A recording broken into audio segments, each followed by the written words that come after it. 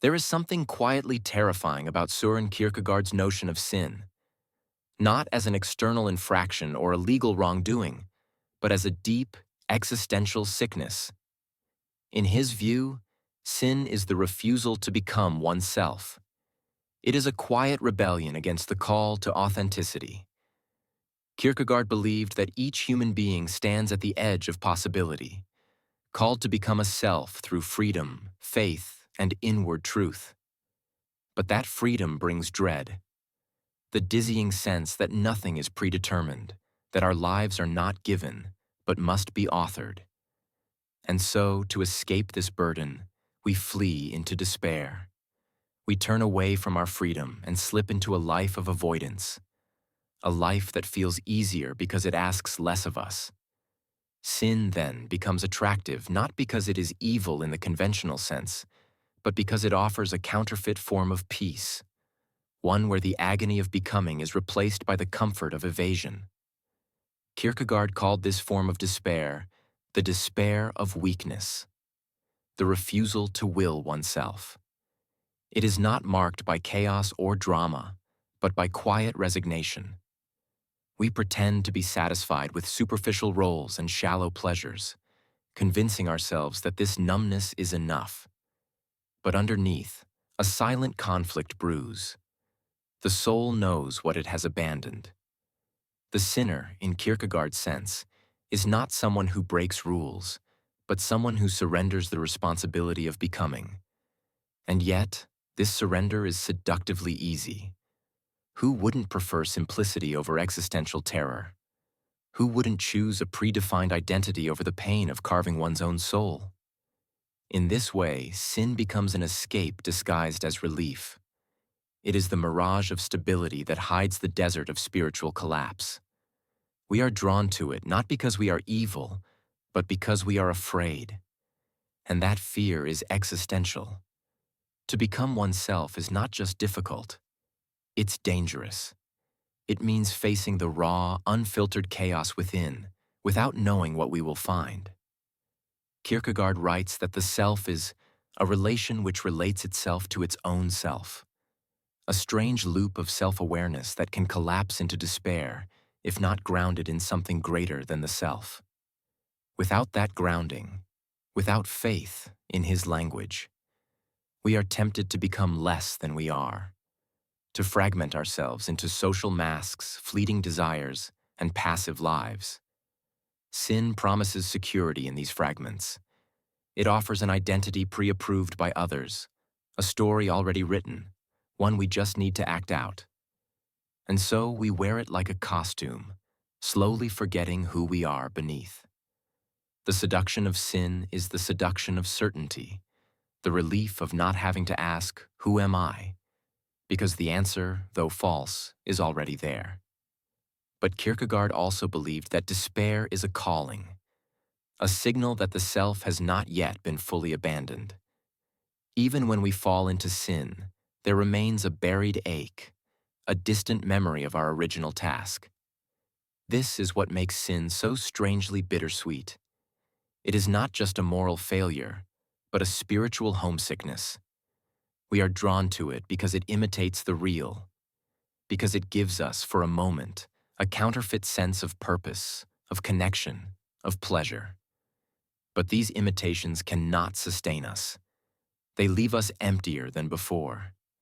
And yet, we return, again and again, because deep down, we would rather suffer a familiar despair than face the unfamiliar agony of becoming. Kierkegaard does not condemn us for this. He simply asks us to notice it, to realize that what we call sin might, in fact, be the cry of a self begging to be born, and that maybe the path to truth begins with the courage to feel that cry without running from it. There is a certain power in what we deny. Carl Jung understood this intimately. For him, the human psyche was not simply a repository of thoughts and memories, but a vast and often divided territory.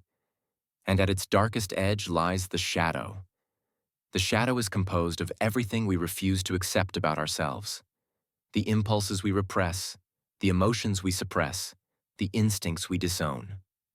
And yet, paradoxically, what is repressed does not disappear. It grows. It waits. Jung believed that much of what we consider sinful is merely the surfacing of this shadow, and that our moral outrage often masks a secret fascination. Sin is attractive precisely because it's forbidden, because it represents a part of us that has been exiled. When we encounter it, it feels dangerous, but also strangely familiar. It tempts us not just because it is immoral, but because it is intimate, a mirror reflecting what we've tried to bury. The forbidden is powerful not only because of what it is, but because of where it comes from, the unconscious. Jung emphasized that when we disown parts of ourselves, we don't eliminate them. We simply allow them to operate without our awareness. And in that darkness, they gain autonomy. The more we repress, the more these forces press back, seeking expression. This is why sin often feels like possession, as if something beyond our control has taken over. But Jung insisted, it is not possession, it is projection. We project the shadow onto others, demonizing in them what we fear in ourselves. And when the temptation of sin arrives, it's not just an external lure. It is our own shadow returning home. We are not tempted by the unknown, but by the too well-known, the parts of ourselves we once loved and later condemned. Sin feels good because it momentarily dissolves the walls we've built inside. This is not to romanticize sin, but to understand its depth. Jung believed that the path to psychological wholeness required integration, not the eradication of the shadow, but its conscious acknowledgement. The danger of repressing the shadow is that it becomes uncontrollable, manifesting in destructive or compulsive behaviors. But when we face it directly, when we dare to look at what we hate or fear within ourselves, we take back our agency. This is the paradox of the forbidden. When sin seduces us, it is often because we have denied our need for freedom, for wildness, for the fullness of our humanity. The more rigid our moral self-image, the more seductive the shadow becomes. It whispers, not just with pleasure, but with the promise of reintegration.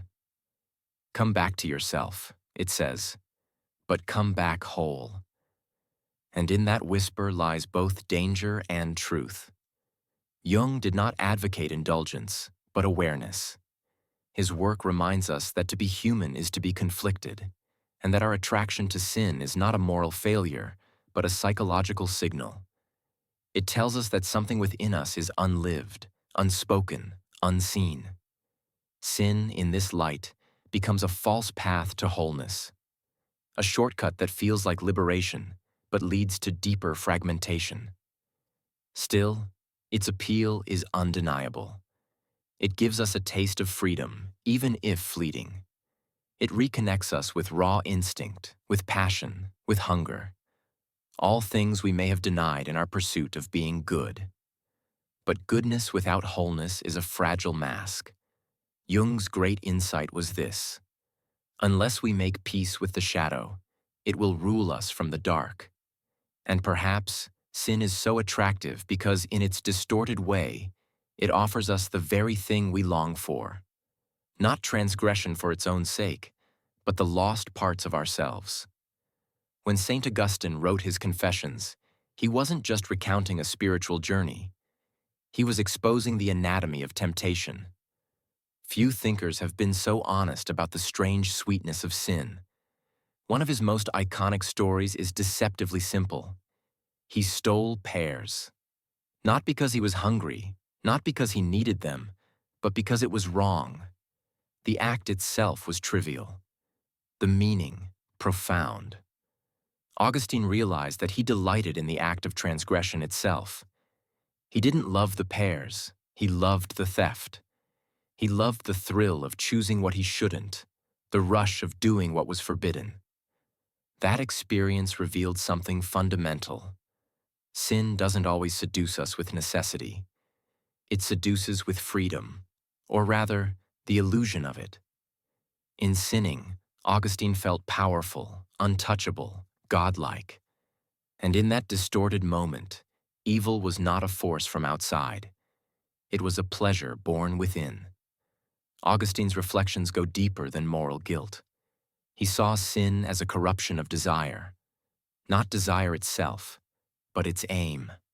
The human heart was made to long for the infinite, for God, for the eternal. But in our confusion, we seek that fulfillment in finite things. We want to be satisfied, so we chase pleasure, possession, dominance. We want to be known, so we perform, seduce, lie. Every sin, for Augustine, is a misdirected search for something good. It's the soul reaching for light but grabbing shadows. And that's what makes sin so attractive. It doesn't look evil. It looks beautiful, even holy, because it borrows the shape of real desire. Lust imitates love. Greed imitates abundance. Pride imitates dignity. We fall for sin not because we are fools, but because we are searching for God in all the wrong places, mistaking echoes for the voice. There is also a kind of emotional intimacy in Augustine's account of sin. He doesn't speak as a judge, but as a man wounded by his own hunger. He confesses not just what he did, but why he loved it. This is what gives his writing such lasting power. The vulnerability of someone who knows that sin doesn't just appeal to the body, but to the soul's deepest longing to matter. Augustine craved meaning, and sin gave him moments where he felt alive, unbound, chosen. But those moments were fleeting. The pleasure came, yes, but then the emptiness returned, deeper than before. It was never enough. This cycle, desire, indulgence, regret, became the rhythm of a soul lost in its own confusion. And yet, even in this confusion, Augustine sensed something else, that the very ache he was trying to silence with sin was itself a signal, a pointer to a higher thirst. In the end, Augustine's insight is heartbreaking and liberating. He teaches us that sin is not simply rebellion. It's a cry for more. It is the soul mistaking shortcuts for salvation, hunger for holiness. We are not only tempted by what is bad, but by what seems almost right. That almost is where the danger lives. Sin offers beauty without cost, intimacy without vulnerability, power without surrender. And who wouldn't be drawn to that? Augustine doesn't shame us for falling. He invites us to see the fall differently, not as proof of our wickedness, but as evidence of how deeply we long for what is real. Maybe sin is so seductive because in its broken way, it reveals our hunger for transcendence. But we must learn to ask, is this desire leading me toward wholeness, or just further into myself? Until we do, we will keep stealing pears, not for the fruit, but for the lie it tells us about who we are. Oscar Wilde never saw sin as something shameful. He saw it as something dazzling. For him, the concept of sin was less about morality and more about vitality.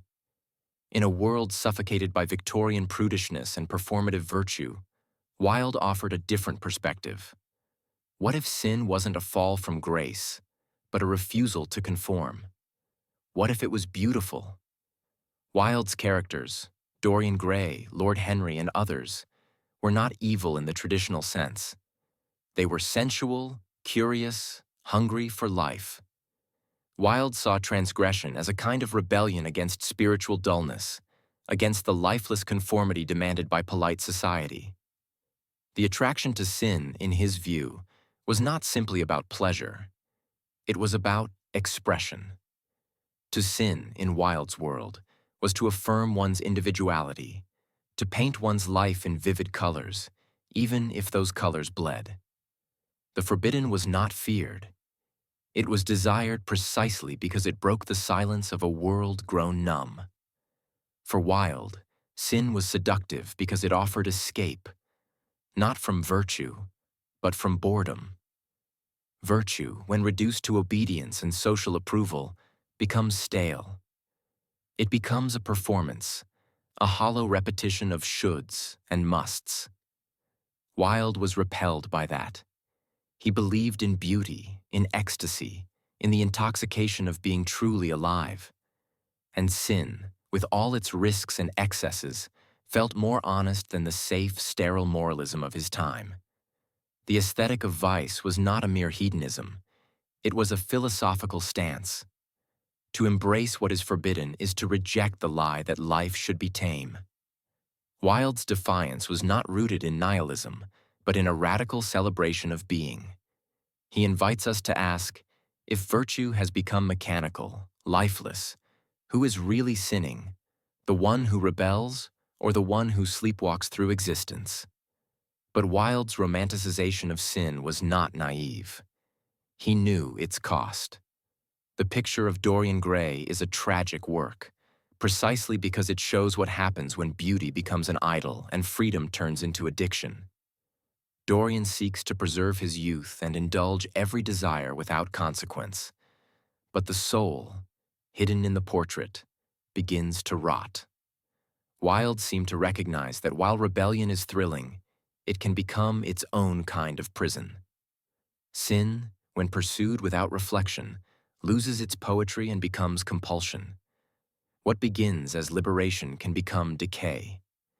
And yet, even in that decay, Wilde finds something human, something poignant. He doesn't glorify destruction, but he insists that we look at it, unflinchingly, honestly, as a mirror to our own contradictions.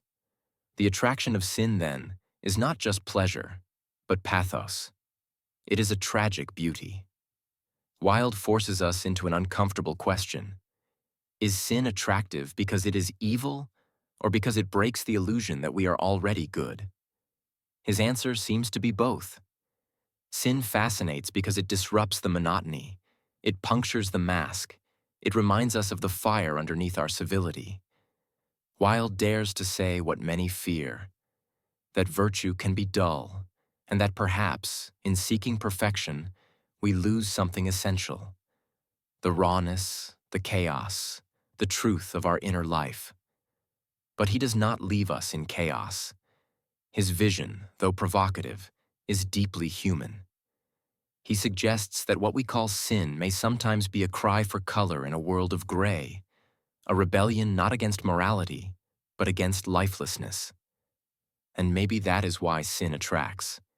Not because we want to destroy, but because we want to feel, deeply, dangerously, beautifully. In that space between destruction and desire, Wilde whispers, "To live is the rarest thing in the world. Most people exist, that is all." What makes sin so irresistibly attractive is not just its form, but the depth it touches in us. Across the philosophies of Kierkegaard, Jung, Augustine, and Wilde, we begin to see that sin is not a flat moral failure, but a multidimensional event. Existential, psychological, spiritual, and even aesthetic. Kierkegaard tells us that sin is despair disguised as choice, a refusal to become oneself. Jung sees it as the return of the repressed, the unconscious demanding to be seen. Augustine exposes the sweetness of wrongdoing, the joy of breaking boundaries just to feel alive. Wilde turns it into a canvas, painting sin as a defiant affirmation of life in the face of sterile virtue. And though their tones are different, one mournful, one clinical, one devotional, one decadent, they all agree on this. Sin speaks because it knows our language. It calls to our hunger for meaning, our thirst for wholeness, our desire to escape the unbearable flatness of mere survival. To sin is, in a way, to try and escape being human. Kierkegaard's concept of despair reveals that at the root of sin lies a deeper fear, the fear of freedom. To truly live is to choose, and to choose is to bear the weight of becoming. But that responsibility terrifies us. So we sin, not always out of malice, but out of fatigue. We reach for what numbs, what distracts, what gives quick answers. Jung complements this view by showing how the parts of ourselves we refuse to integrate will eventually rise in rebellion. We fall because we are divided.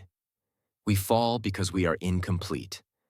Sin becomes attractive because it feels like a reunion, even if it's a destructive one. It gives voice to the silent parts of the soul. It lets the shadow dance, if only for a moment. And in that moment, we feel, truly feel, something real, something raw.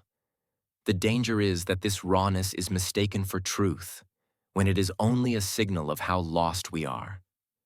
Augustine's sorrowful honesty adds another layer.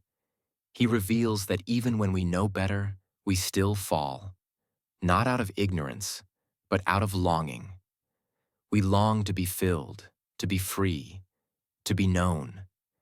And sin offers that, or seems to. It tempts us with shortcuts to intimacy, to joy, to power. We chase it not because we want to destroy ourselves, but because we are convinced, even if only for a second, that it will save us. Augustine's insight is tragic. Sin tastes sweet because it pretends to be the answer to our deepest hunger. Wilde then flips the mirror, showing us that part of that hunger is not just for salvation, but for sensation. We want to burn. We want to feel the intensity of life, to throw off the rules, to dance in the fire even if it consumes us. In this way, the sacred and the profane are not opposites, but twins, both driven by the same thirst for transcendence, for something more than ordinary life. So why do we keep falling? Why do we return, again and again, to what we know will hurt us? Because we are not just rational beings. We are creatures of desire. And desire doesn't follow logic. It follows ache. Sin is attractive because it offers a false but vivid answer to that ache. It gives color to our gray days, noise to our silence, fire to our frost. But the real danger is not sin itself. It's the refusal to understand why we are drawn to it. Until we stop moralizing and start listening to our despair, our shadow, our hunger, our rage, we will continue to fall blindly. The final question, then, is not how to resist sin, but how to see through it. How to look into its seductive face and ask, what am I really searching for? And perhaps, only when we understand the beauty within the lie will we be free to choose the truth, not as a punishment, but as a deeper kind of love.